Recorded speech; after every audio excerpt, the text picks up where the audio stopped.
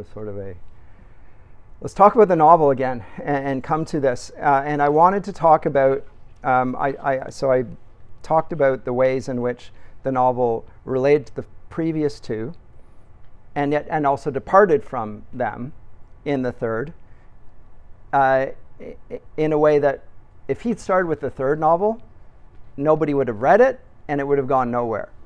It really depends on the ground he's laid before it. So in that sense, as a work of fiction, it doesn't work very well. I think fiction has to stand on its own merits and can't say, well, if you just read this first, then you'll really like my fiction. No, I like the idea. I didn't like the execution. And I've already said that I don't think this one is as successful as the other two on its own merits. But it is written as a trilogy. Speaking against my point, it's written as a trilogy, and you should not pick up the third on its own and expect it to work. But if you work it with the other two, then it starts to gain a merit that it doesn't have taken in isolation. Now, it doesn't rescue it entirely, but I do think if you see it as he's building a scaffolding beforehand and now gets to the final installment, then it starts to work. A comment there. It's kind of a comment to something you mentioned before, which is that C.S. Lewis wasn't commenting on politics so much, but I also wonder what do you think his commentary on capitalism would have been as a structure? I think he does comment on it, but I can't remember exactly. He comments more on his danger of collectivism. That's one of his great concerns. I don't think he values capitalism per se. I think he regards the pursuit of wealth for the sake of wealth as beneath human dignity in some ways. He doesn't have any property. He gives his money away. He helps people in extraordinary ways. And so I don't think it's an either or there. He resists collectivism. Collectivism is best resisted by property, individual property. And so there's a man who writes a work called Things Have Ideas, or no, Ideas Have Consequences, pardon me. And I've forgotten his name now. But he gives an account of human thought since the Middle Ages and, what's the name of it? Conservative thinker as well. The name temporarily escapes me. I could look it up here.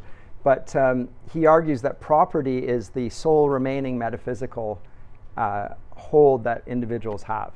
They can have their own property, and that's the basis of holding on to a reality that can't be taken away from them by the collective. So he makes an argument for capitalism not on the basis of I can be healthier and have more, but simply it gives me an integrity to my human nature that can't be co-opted, coerced by a collective impulse, which he sees in communism, for instance. But I don't think Lewis defends capitalism per se, and I don't think capitalism on its own merits stands as such. But in the way it protects the individual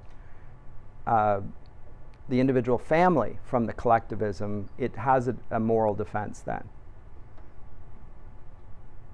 Because it holds on to the idea of, again, an authority that surrounds the family and the individual that is not just a subset of the collective's authority. And we are in a very collectivist age where they don't want to acknowledge the legitimacy of the individual, of the family, of the church, of the guild, of the university, of the school, any of that. Right? It's just the government will take care of all those for everybody and ensure social justice. And these are deeply problematic concerns. So capitalism on its own, no, but in the sense that it gives a natural ability to resist collectivism, and it does around institutions that God actually explicitly mentions and says are good, therefore it is good. Right? If that makes any sense. Any follow-up on that? Anyone? Did it make sense?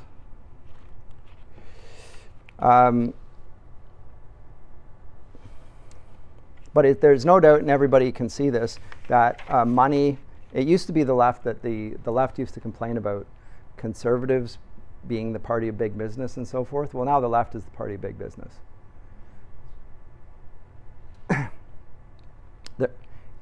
At least as much, if not more, than the conservative camp. And it's partly because of this dynamic that I just cited, that I was going to put this in here.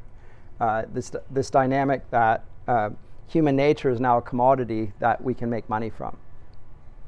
Like when you do Google searches, when you search on YouTube and you do it for free, is it for free? No, they're mining your data. They're selling your identity to companies that will sell products to you, and they can do more with that, of course. But I cannot believe I can't think of Richard M. Weaver. There you go.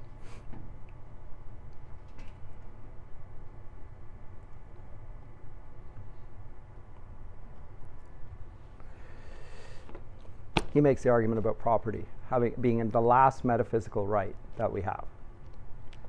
It's interesting. And in Canada's Charter of Rights and Freedoms, property rights are not in there. Telling and also alarming. So back to this. The supernatural is presented in this work in a way that's far more explicit and far different in its presentation than the foregoing. The first is more or less realistic, and the supernatural is there, and there's a sort of a gradual recalibration of sensibilities. The second puts Paradise Lost onto planet Venus, and we get the idea of the supernatural. The devil really explicitly enters the framework there. And at the end, there's this sort of reference to the perichoresis, the cosmic dance of the Trinity on the top of the mountain there. So the supernatural is really becoming part of the narrative. And then Lewis comes in at the end, and then he's here at the beginning of this. But then this moves into, one, it's on planet Earth, so it's more realistic and not fictional, let alone science fictional.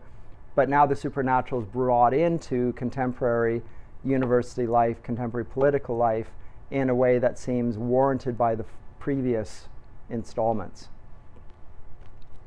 And on its own, just simply wouldn't work at all. Now, as I say, Tolkien hated it as a work of fiction. He didn't like it at all. He didn't like the mixing of categories. He said it was too much influenced by Charles Williams, all of which I think is correct. It does seem to bear Williams's influence.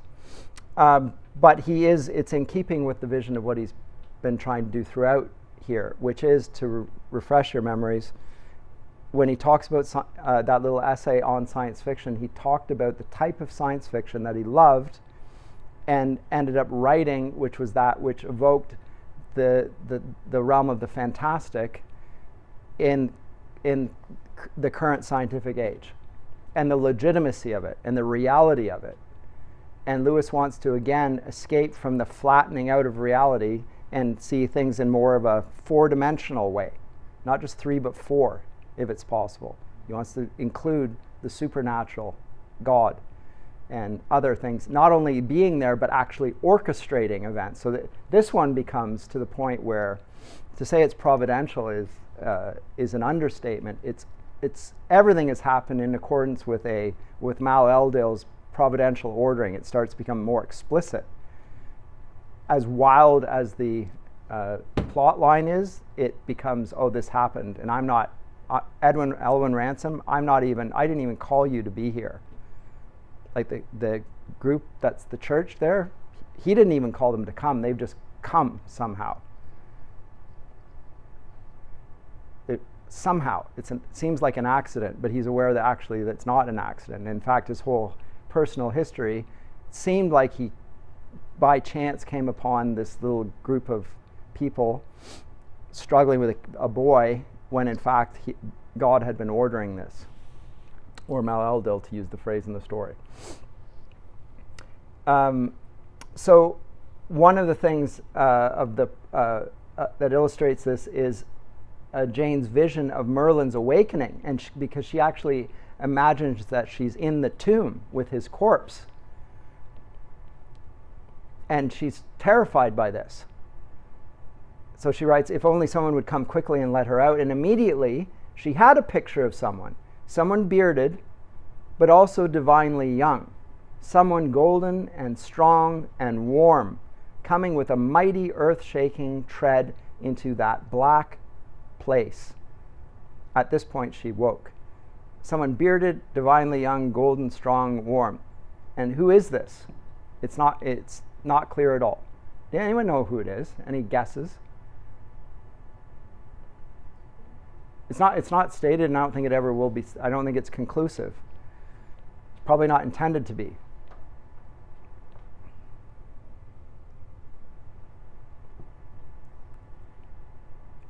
Is it God himself, Mal-el-Dil the Young? Is it Christ? There's definitely elements that reflect Christ. There are. Yeah. And if that's the case, then the fact that someone divinely young, golden, strong, warm, coming into a dark place and removing her from that is like Christ going down into the grave and taking her up out of it, right? There's a sort of a charged theological framing for the whole passage, which, a Christian will easily make that leap, right? But it's not clear. It does also seem somewhat like Lewis's depictions of the Eldils, because he calls Mal-el-Dil the Young, someone divinely young. But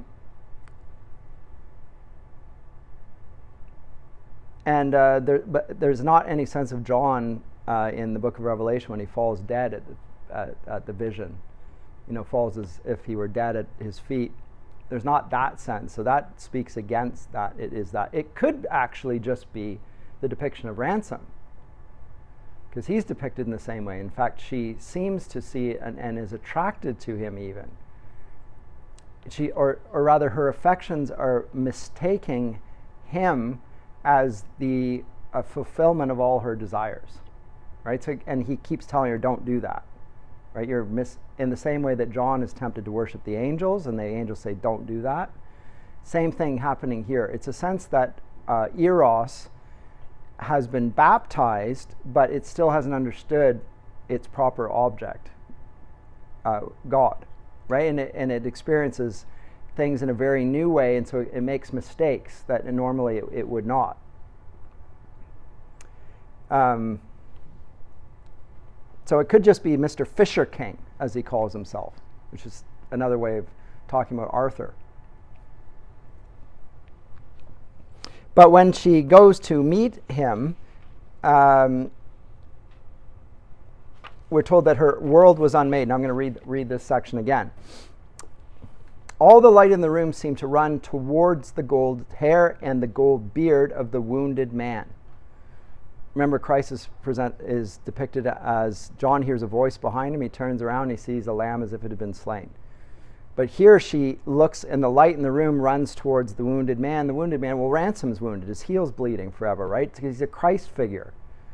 So he's not Mal-el-Dil the Young, but he's a figure for it. His name is Ransom, right? So and she mistakes the man for the God man. But he's. It says, of course, he was not a boy. How could she have thought so? The fresh skin on his cheeks and hands had suggested the idea. But no boy could have so full a beard, and no boy could be so strong. It was manifest that the grip of those hands would be inescapable, and imagination suggested that those arms and shoulders could support the whole house. Pain came and went in his face, sudden jabs of sickening pain, but as lightning goes through the darkness, and the darkness closes up again and shows no trace, so the tranquility of his countenance swallowed up each shock of torture. Now, the fact that Ransom is, let's talk about a little bit Ransom's suffering and his involvement in the plot here, because he's the central figure in the first two stories. Here he seems to be peripheral. The only thing that isn't peripheral is the fact that he's been wounded. and the fact that he now knows himself to be an instrument of Mal-Eldil's will. But he's not running the show.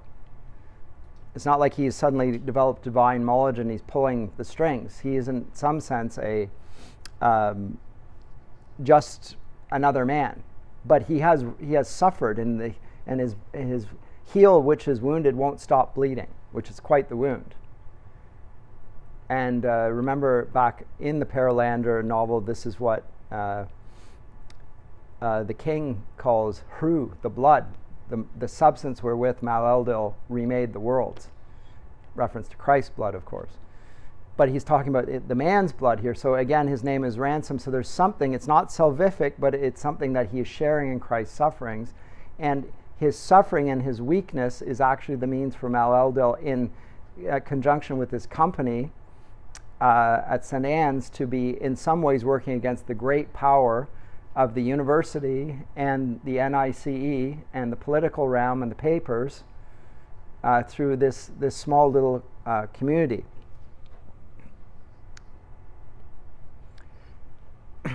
But the realm of realistic consciousness moves away from Ransom. He is no longer the central figure. Now it's two people, Mark Studdock, Jane Studdock. They're the ones that are the heroes of the story. A married couple who, as we saw, are rather in a bad way. Right? He's more interested in his work than his wife. She's bitter about it. And yet both of them are not just any old couple. They're central to the whole plot line of the story. And it's interesting there. Lewis is making some sort of comment on learning in wartime. There's no such thing as an ordinary human being. Right? They're of eternal significance in some ways, every person you meet. And they are. So he presents it in a very different way. But Ransom was very much like Lewis and Tolkien and company in his thoughts. These two are not. Jane Studdock is nothing like Lewis. She doesn't hold his views at all. Neither is Mark Studdock. Mark Studdock is the opposite of Lewis's views. Jane is at least a scholar of the Renaissance period. Remember, she writes on Donne's love poetry, about which Lewis knows a fair bit. But he is there to be the physical representation of a supernatural power.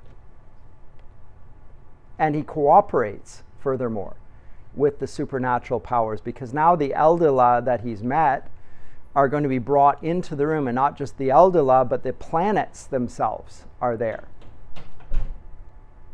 All 7 of them, not just Mars and Venus, which represent male and female. There are apparently 5 other sexes that have no earthly equivalent.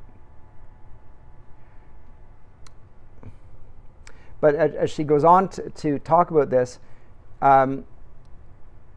it says, she had long since forgotten the imagined Arthur of her childhood, and the imagined Solomon too. Solomon, for the first time in many years, the bright solar blend of king and lover and magician, which hangs about that name, stole back upon her mind. Because if you remember Solomon in the Sir Gawain the Green Knight, the pentangle is called is named after Solomon. I can't remember what it's Solomon's. I've forgotten the phrase for it. The sign of Solomon, I think. The pentangle. It's the endless knot. It's on his shield. So Solomon represents wisdom, and also kingship. And of course, he's the great lover, but also a sense of magic. And magic now, in the medieval sense, not opposed to God, but a sort of realm of the natural law, which Merlin himself represents as well. Anyway, back in this. For the first time in all those years, she tasted the word king itself with all its linked associations of battle, marriage, priesthood, mercy, and power. All at once, all of those associations. Now here, Lewis is doing something that his friend Barfield is talking about, which is bringing back dissociated connotations to words. So like the word ruach in Hebrew means breath, or wind. Barfield's argument is that the two were experienced synonymously. They were basically understood to be the same thing. So when the wind's blowing, the gods are moving, and so forth. And he says that that's the naive or early way that the world was perceived. And so the gods are at work amongst us, the wind is blowing, etc. A particular type of sensibility which he says we've lost because of the progress of philosophy and science and so forth. And yet it's embedded in the myths. The myths, as we read them, are not dissociating them. So don't read them as just from our perspective. You sort of have to see them from their perspective. Yes? That was called a discontinuity. I can't remember. I said dissociation of ideas, but I can't remember Barfield's phrase. But both Tolkien and Lewis are very much influenced by Barfield's view of language, and an original sort of language that said more than contemporary scientific discourse does. Lewis is interested in this all the time and comments on it. So I think in The Silver Chair, reference to the sun as a flaming ball of gas. Is it in The Silver Chair or is it in Prince Caspian? But at any rate, and he said, in your world, even a flaming ball of gas there's more to be understood by the word sun than a flaming ball of gas. It has more associations. And we need all of the associations. What we call metaphors, abstracted from the reality, are losing something of the reality. So stop pulling back reality and taking away. Like the sun is what? It causes light. It causes warmth. It is a flaming ball of gas. It is the center of the solar system. It's all of those things. And all of those are objectively true. It's also, if you will, it's the chief of the gods, right? In one sense. And in a sense, you want to hold on to those senses. And Lewis is pushing us back in that direction in this book. So it's dealing with a problem of modern linguistics. And later on, at the end of the whole interview, she starts experiencing, because of the coming in of the gods and the connection of all these divergent things, which she received as discrete. Remember, the kingship in battle, marriage, priesthood, mercy, and power. All those 5 things. She starts seeing them connected. And that sense, suddenly the room seems to she feels a presence in the room that she had not understood or even experienced before, but it's so big that the room can't contain it. Now, Lewis is trying to talk about 4-dimensionality here then. And it says this: the whole room was a tiny place, a mouse's hole, and it seemed to her to be tilted aslant, as though the insupportable mass and splendor of this formless hugeness had knocked it askew. She heard the director's voice. "Quick," he said gently, "these are my masters. You must leave me now. This is no place for us small ones, but I am inured. Go." Page. No.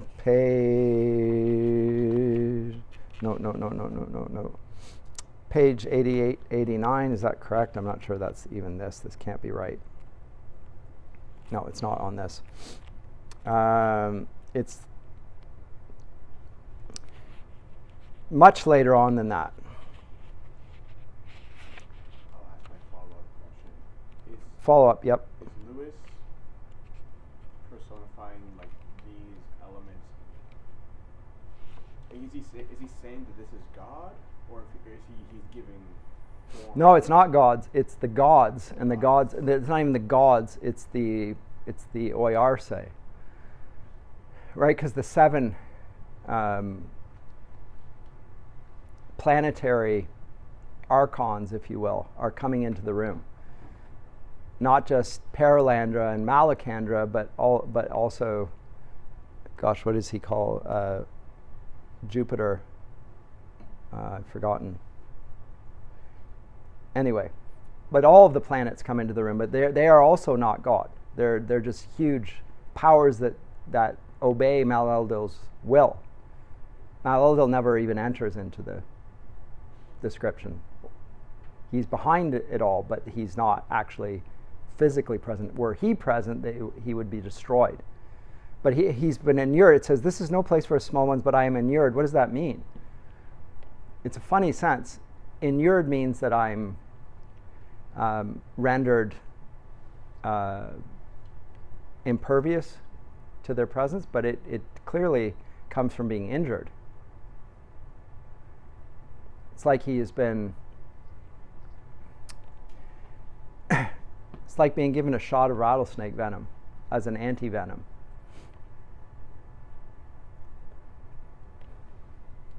So his previous experiences have allowed him to be in the presence of beings so great that they would have destroyed, and they would destroy Jane if she stayed. And he can stay because he has been bitten by the devil himself in a wound that won't stop bleeding. So he does have a particular place there.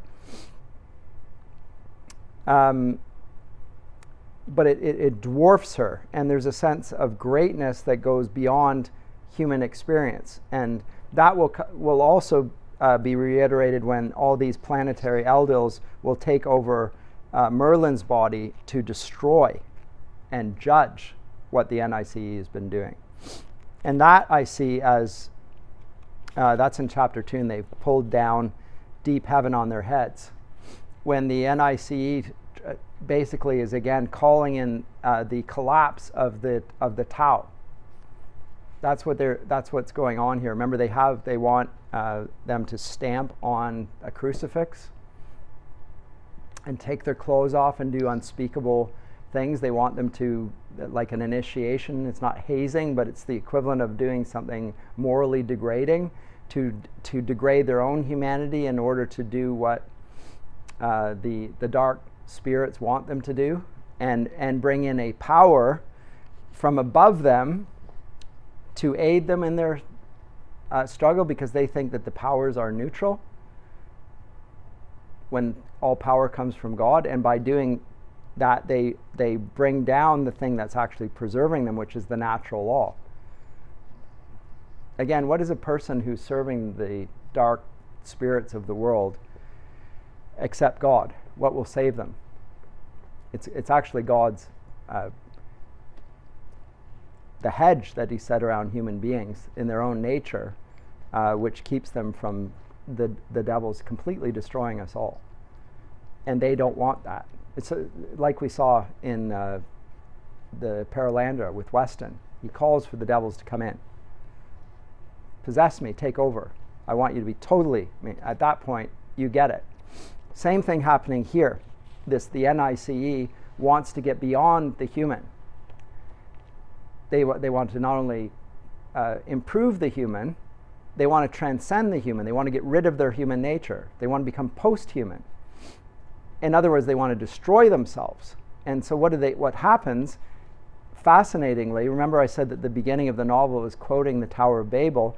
They invert, or they reiterate or repeat what happens at the Tower of Babel. They lose the power of rational speech. They start gibbering, making nonsensical words, and look with horror at what they've done, much like Weston did in Paralandra. It's too late at that point. And the way it's described is they pulled deep heaven down on their heads. Again, this reference to deep heaven, Lewis talks about this repeatedly in his fiction, whether it's in Narnia or in The Discarded Image, where he talks about heaven, the heaven above heavens. Or in Narnia, there's the Narnia that you get through the wardrobe is just a sort of an analogy for the true Narnia, which comes after in the new heavens and the new earth. So, and you go further up and further into the deep heaven. Well, but now they've tried to bring that down to themselves, just like in the Tower of Babel. Let's build up a tower of knowledge and power so that we will be as gods over the rest of the earth. By doing this, you're actually bringing God's judgment down upon yourself. And that's what happens here. And as I say, the Eldila participate in this destruction. At that point, the powers of nature. When I say nature, of astronomy, the 7 planets are involved in the judgment because, again, they're part of the way in which God orders things hierarchically to represent his justice, his goodness, his beauty. And they defy all of those things. They get what they deserve. And then a bear comes in and starts devouring them and stuff. It's just sort of fun, bizarre maiming. It's like, anyway, it's like Elisha and the kids that mock Elisha and get eaten by a bear and stuff like that. Anyway. Which is such a funny episode. I think Shakespeare throws a bear into his Winter's Tale as well. It's a famous line. I can't remember who the character is, but pursued by a bear. That's the stage direction. I wonder what that play was, or wonder what the prop was to get a bear chasing somebody off the stage.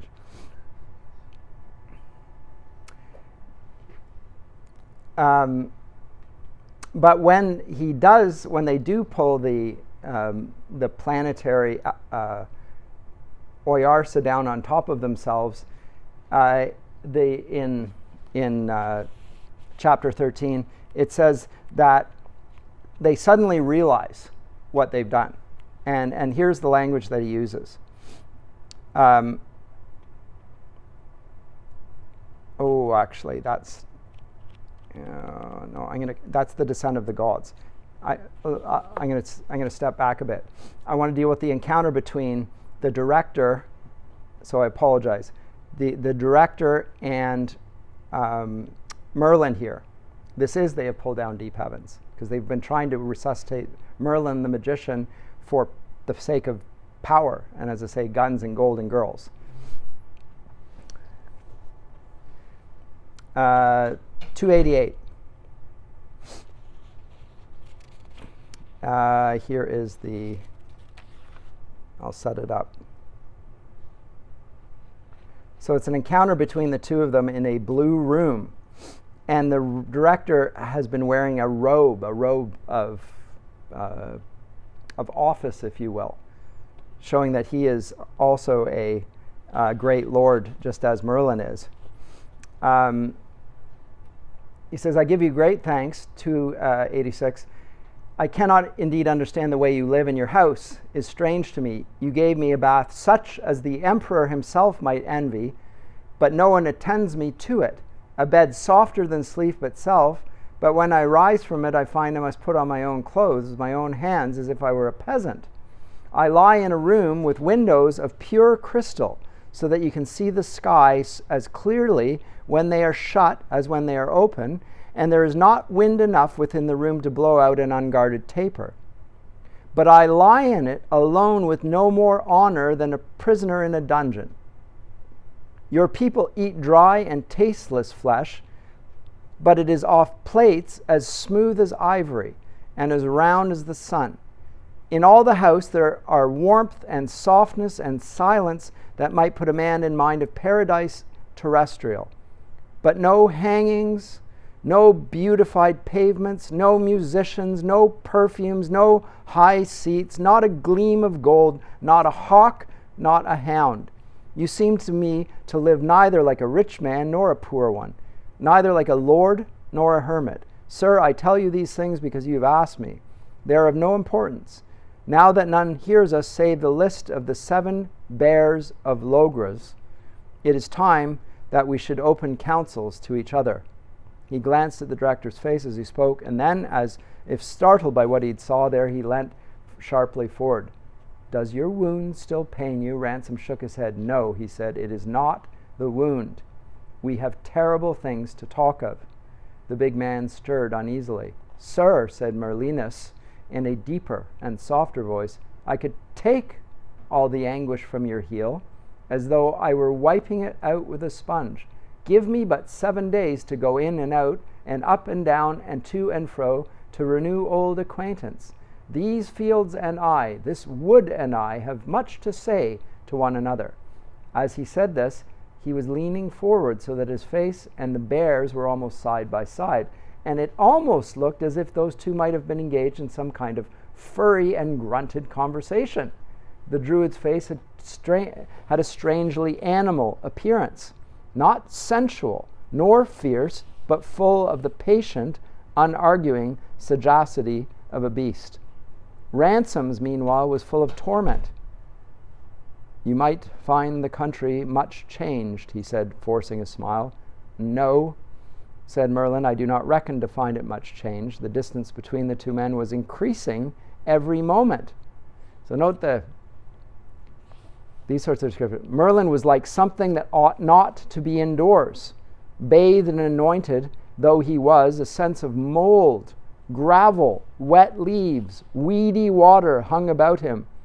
Not changed, he repeated in an almost inaudible voice, and in that deepening inner silence, of which his face bore witness, one might have believed that he listened continually to a murmur of evasive sounds, rustling of mice and stoats, thumping progressions of frogs and the small shock of falling hazelnuts, creaking of branches, runnels trickling, the very growing of grass.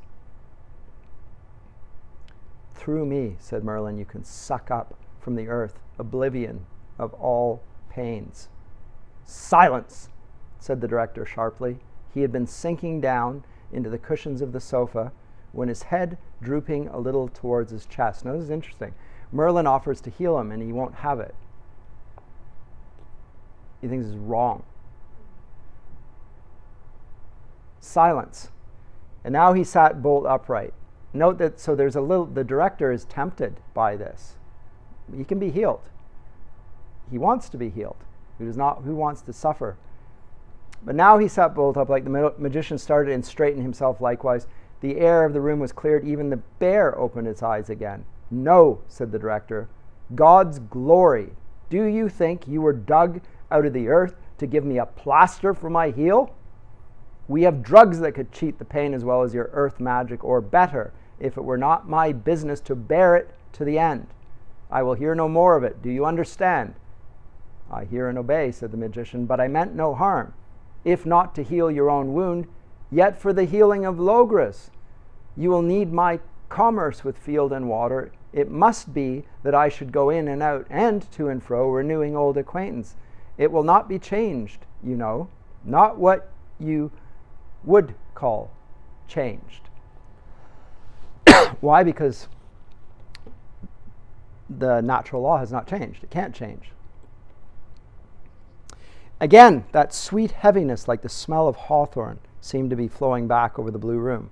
No, said the director in a still louder voice, that cannot be done any longer. The soul has gone out of the wood and water.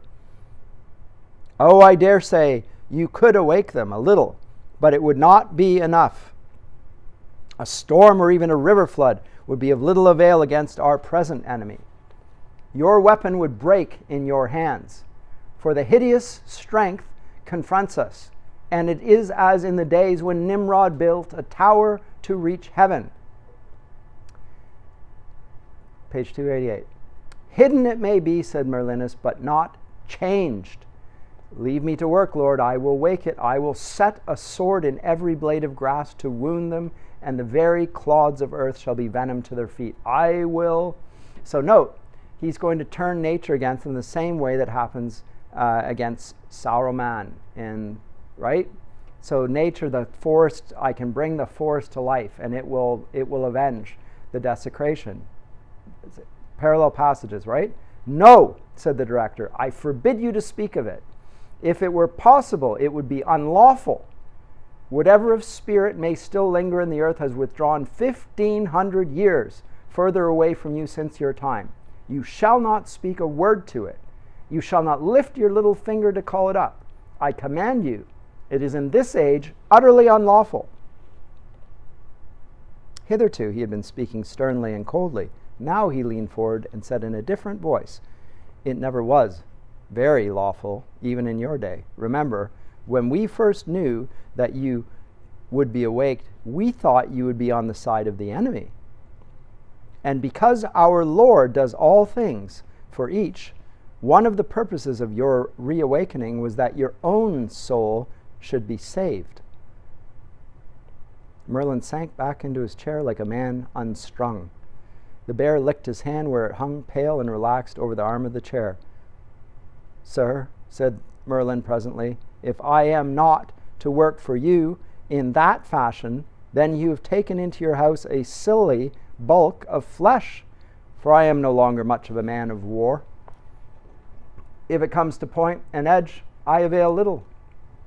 Not that way either, said Ransom, hesitating like a man who is reluctant to come to the point. No power that is merely earthly, he continued at last, will serve against the hideous strength.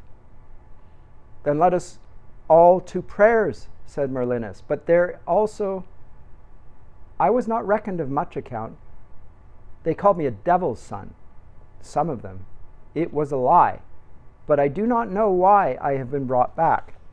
Certainly, let us stick to our prayers, said Ransom, now and always. But that was not what I meant. There are celestial powers, created powers, not in this earth, but in the heavens. Merlinus looked at him in silence. You know well what I am speaking of, said Ransom. Did not I tell you when we first met that Oiresu were my masters? Of course, said Merlin, and that was how I knew you were of the college. Is it not our password all over the earth? A password?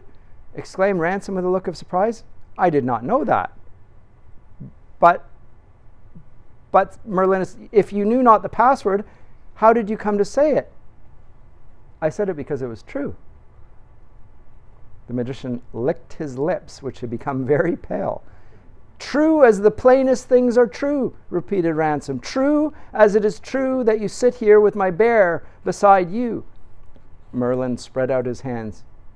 You are my father and mother, he said. His eyes, steadily fixed on Ransom, were large as those of an awestruck child, but for the rest he looked a smaller man than Ransom had first taken him to be. Suffer me to speak, he said at last, or slay me if you will, for I am in the hollow of your hand. I have heard of it in my own days, that some had spoken with the gods. Blaze, my master, knew a few words of that speech, yet these were, after all, powers of earth. For I need not teach you, you know more than I. It is not the very Oiresu, the true powers of heaven, whom the greatest of our craft meet, but only their earthly wraiths, their shadows, only the earth Venus, the earth Mercurius, not Perilander itself, not Vitrilbia himself. It is only, I'm not speaking of the wraiths, said Ransom. I have stood before Mars himself in the sphere of Mars and before Venus herself in the sphere of Venus. It is their strength and the strength of some greater than they which will destroy our enemies. But how can this be? Will it not be against the seventh law? What law is that? Has not our fair Lord made it a law for himself that he will not send down the powers to mend or mar in this earth until the end of all things? Or is this the end that is even now coming to pass? It may be the beginning of the end, said Ransom, but I know nothing of that. Maleldo may have made it a law not to send down the powers. But if men, by enginery and natural philosophy, learn to fly into the heavens and come in the flesh among the heavenly powers and trouble them, he has not forbidden the powers to react. For all this is within the natural order. A wicked man did learn so to do. He came flying by a subtle engine to where Mars dwells in heaven and to where Venus dwells, and took me with him as a captive, and there I spoke with the true Oiresu face to face. You understand me? And so the wicked man had brought about, even as Judas brought about, the thing he least intended. For now there was one man in the world, even myself, who was known to the Oiresu and spoke their tongue, neither by God's miracle, nor by magic from Numenor. Numenor? Throw his Numenor in there. But naturally, as when two men meet in a road. Our enemies have taken away from themselves the protection of the seventh law. They had broken by natural philosophy the barrier which God of his own power would not break. Even so, they sought you as a friend and raised up for themselves a scourge. And that is why powers of heaven have come down to this house. And in this chamber we are now discoursing, Malacandra and Perilander have spoken to me. I have become a bridge. So there he is.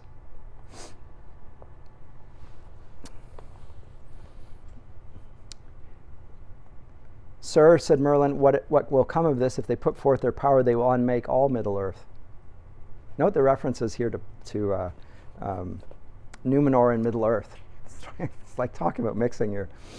I mean, Tolkien's Lord of the Rings isn't even published at this point. Lewis is reading it, right? But it's like, here's a little pressure on Tolkien. Wow, what's Numenor, Middle-earth? What's it? The magician... their naked power, yes, that is why they will work only through a man. The magician drew one large hand across his forehead. Through a man whose mind is opened to be so invaded, said Ransom, one who by his own will once opened it. I take our fair Lord to witness that if it were my task, I would not refuse it. But he will not suffer a mind that still has its virginity to be so violated. And through a black magician's mind, their purity neither can nor will operate. One who has dabbled in the days when dabbling had not begun to be evil, or was only just beginning, and also a Christian man, and a penitent, a tool, I must speak plainly, good enough to be so used, and not too good. In all these western parts of the world, there was only one man who had lived in those days, and could still be recalled. You. You're going to be the bridge.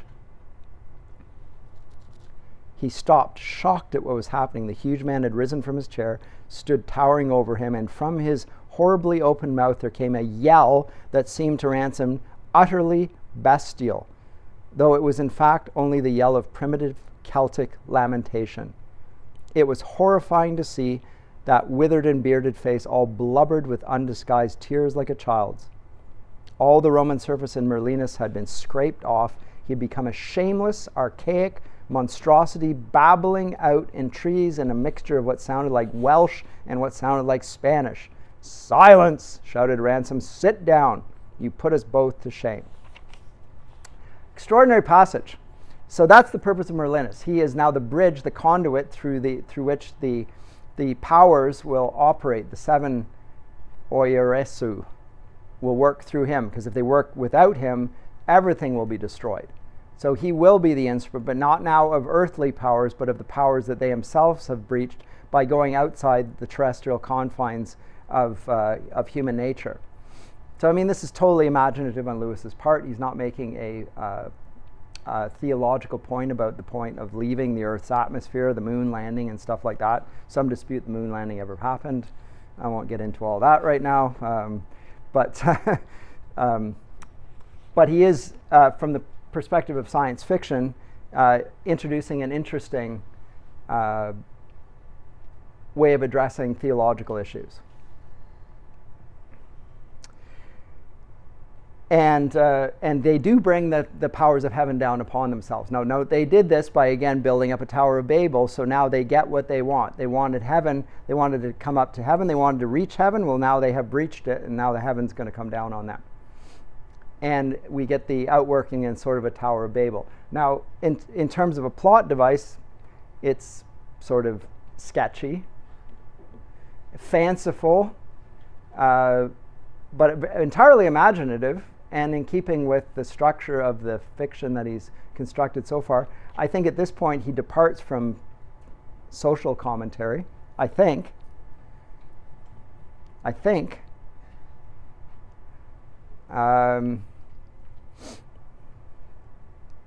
But I think he would talk about the modern academy as a sort of a Tower of Babel, for sure, and its attempt to control human nature as that, and he does have that in here, insofar as they take the head and they try and get the head to speak and so forth. There is something there about commenting on scientific experimentation on living bodies, which held true in his own day and certainly holds true from here.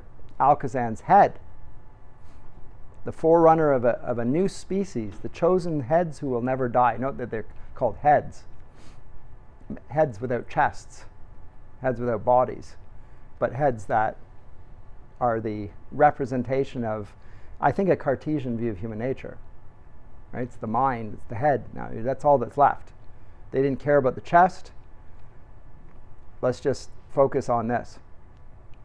So it stands, the head of Alcosan stands for this rational Cartesian view of human nature that operate without chest, without a body even. Remember I talked about the Cartesian view of the human body is just an extension of the mind. It's a of the race.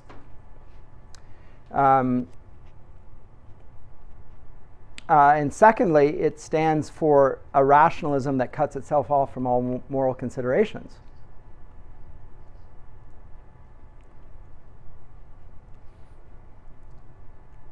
And thirdly, Frost, who's a rather fitly described individual, his name at any rate, Frost compares humanity to an animal that doesn't need a large body for nutrition and locomotive organs, and says, therefore, the masses are to disappear. The body is to become all head. The human race is to become all technocracy. And so 16 major wars are scheduled for the 20th century. Is he talking about politics now, or is he because it sounds somewhat like conspiracy theories being floated at this present day, which seem to have verification. Anyway, so integrating that narrative with demonic powers seems to fit rather. It doesn't seem as far-flung and far fanciful as it might appear. In Britain, they're talking about going back to rationing to save the planet, by the way. You know what rationing is? Post-World War II, the British were starving. They didn't have enough food because of the destruction even of their economy by the two world wars, and so they rationed food. You had a small allocated amount to keep you alive, and that was it, pretty much. And this would not be out of the proposal now is not that you would do it out of necessity, but to save the planet.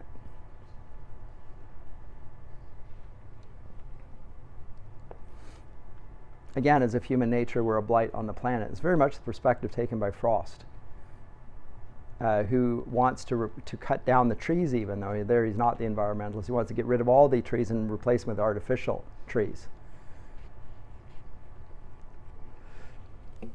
So there's a sort of a supernatural realism here, insofar as he wants to produce something he cites in the screw tape letters. It's to produce our perfect work, the materialist magician, the scientist, who will use and worship forces while denying the existence of spirits.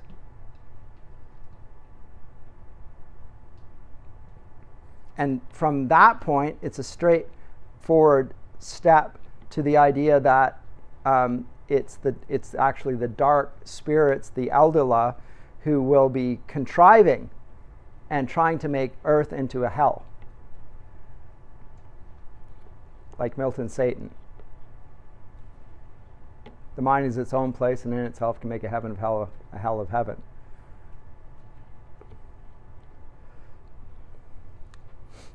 So these are the demonic macrobes. Now, if this sounds a bit like Star Wars, it sort of is, except Star Wars, they're not demonic.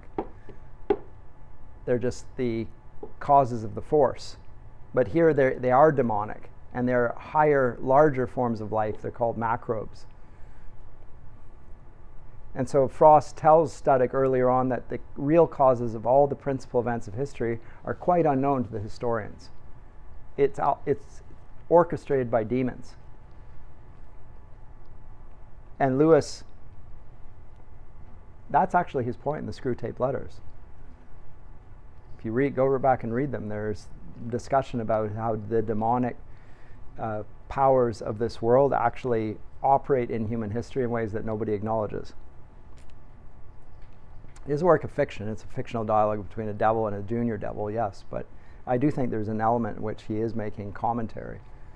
Like, what explains events? It's not merely the great men or the economic conditions. Or there's more at work here than that. But here they're explicit, and that is the one thing which becomes either you hate it or you love it. You think that really works? He puts, makes it explicit, and then it functions. And I know one very good student years ago who said that he liked this one the best of all the novels, which I was shocked at, but said okay. And again, he was a very good student. Or you think, as I have, that it's a little bit of a stretch. Doesn't quite work as fiction, even while at the same time thinking that it seems profound. So he's using the idea of a Christian cosmology as if they really existed in the universe now. And that's the final thing that I want to say on this. He is doing that. So what he talks about in the discarded image, he's bringing it back in fictional form, not thinking that it's real, and yet suggesting that it is in some way imaginatively necessary. So it's not the normal spirituality that you would expect in this. So the battle begins. Do I really want to get to this? Where do I want to? Pull down the deep heavens. Real life is meeting. It's a great chapter, but deals with the issue of what he described in membership. 15 is the descent of the gods. That is where the great 7 planets get brought into the mix and destroy and judge. Note the chapter 16, then there's a banquet at Belbury. It is sort of, even if he suggests it may not be the last battle, the end of all things, a banquet comes at the end. And so at the end of this, so it does sound a lot like the plot line of the book of Revelation. A banquet at Belbury. And then Venus comes to St. Anne's finally. Remember at the end of the book of Revelation, the bride, the body of Christ, the heavenly Jerusalem, comes down like a bride. Same thing, that Venus comes down at St. Anne's, but comes to all of the women there, and to some sense baptizes their femininity and rightly orients it towards not eros in the pagan sense, but eros in the sense that it is normed by a higher form of love, the self-giving love of agape, of Christ. But here's the phrase that makes this a social commentary. And it's from Venus at St. Anne's. It's 368, 369. I'll get over the poetry.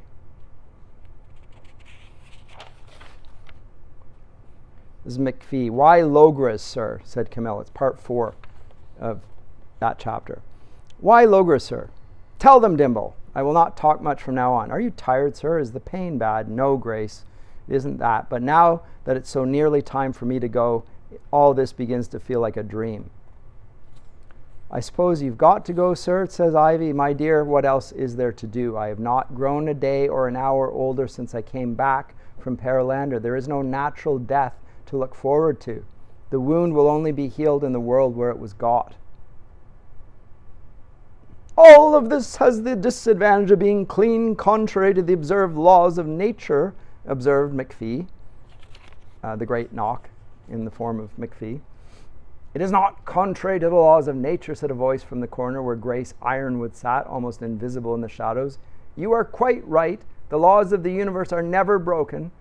Your mistake is to think that the little regularities we have observed on one planet for a few hundred years are the real unbreakable laws, whereas they are only the remote results which the true laws bring about more often than not, a kind of accident.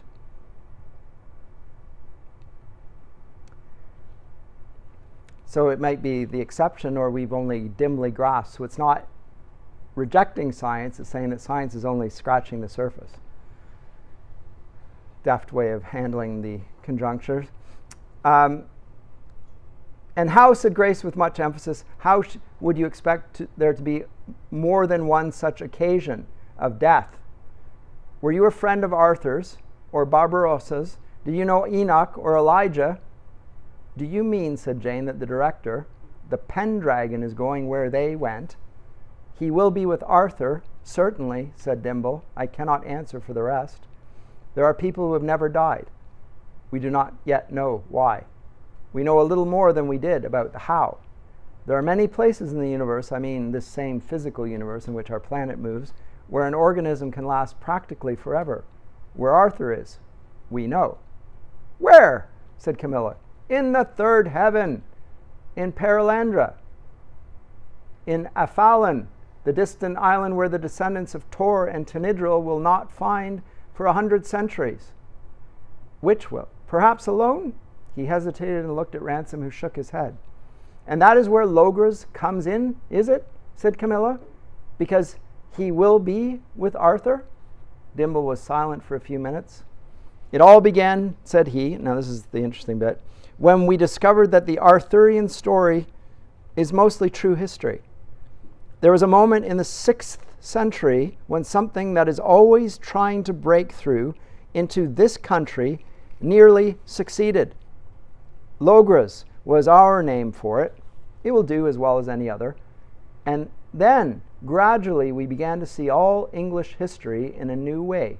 We discovered the haunting. What haunting? asked Camilla.